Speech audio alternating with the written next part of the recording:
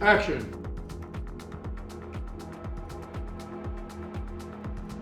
I'd say Crimes of the Future is about the crimes committed by the human body against itself. I don't think of art as being prophetic, but you can anticipate some things almost by accident, especially when you're writing something that is basically science fiction, as this movie is. When we first were talking about the script, and I was like, when did you write this? You must have you just been like fever writing during lockdown? And he was like, I wrote this in 1996. And it blew my mind. It just felt so topical and scary and urgent. The film message for me is it's a metaphor about creativity and art in general, and about the fact that out of chaos, like, you can create beauty.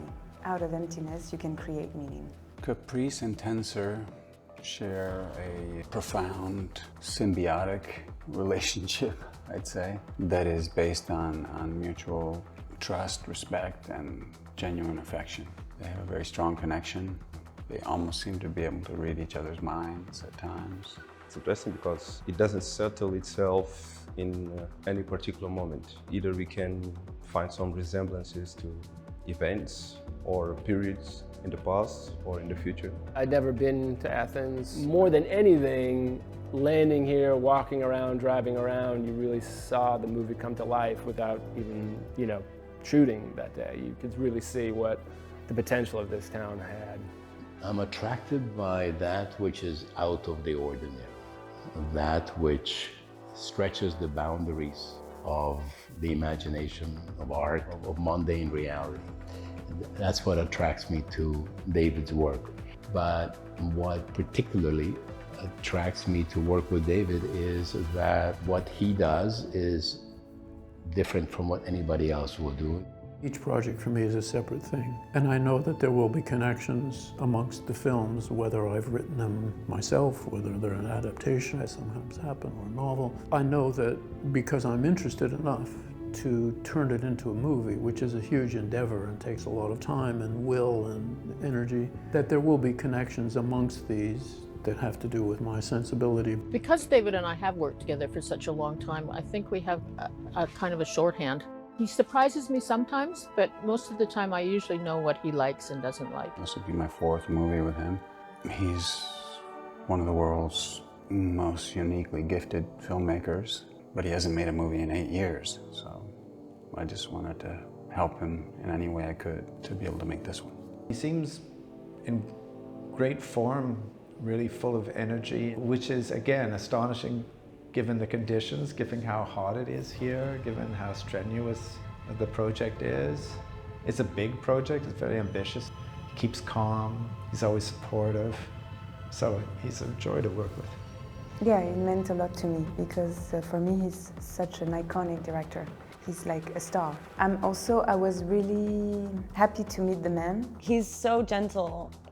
I knew that he had a very specific idea of what he wanted the girl to look like, but he gave me so much room to sort of like have whatever feelings I wanted to have about it. It's very helpful to not feel like the director is controlling every moment, everything. You can sort of let things fly, and he's not going to slap you down, and that's always feels good as an actor. He's always trying to push the boundaries of what cinema can be and what audience expectations, even of a Cronenberg film, can be. It's been a very special experience working with David.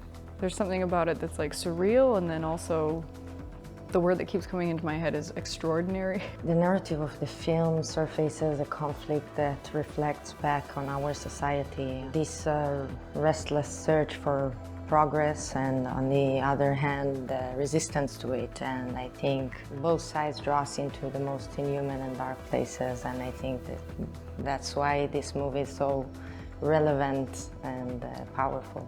I have often said that philosophically I'm an existentialist. I mean, I really think of myself that way, and part of the understanding that existentialism gives you as a philosophy is that we are constantly referring things to the future. We're constantly looking to the future.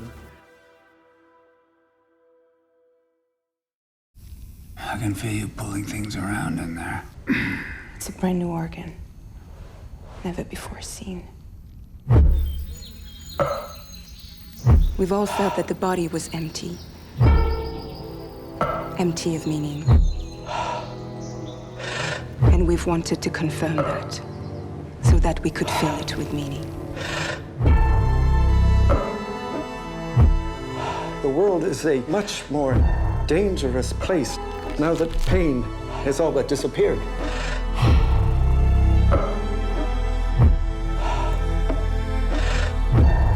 Surgery is sex, isn't it? Is it? You know it is. Surgery is the new sex. I don't like what's happening with the body. In particular, what's happening with my body. Which is why I keep cutting it up. What do you think they'd find inside it? Outer space. Whoops. Sorry. Let us not be afraid to map the chaos inside.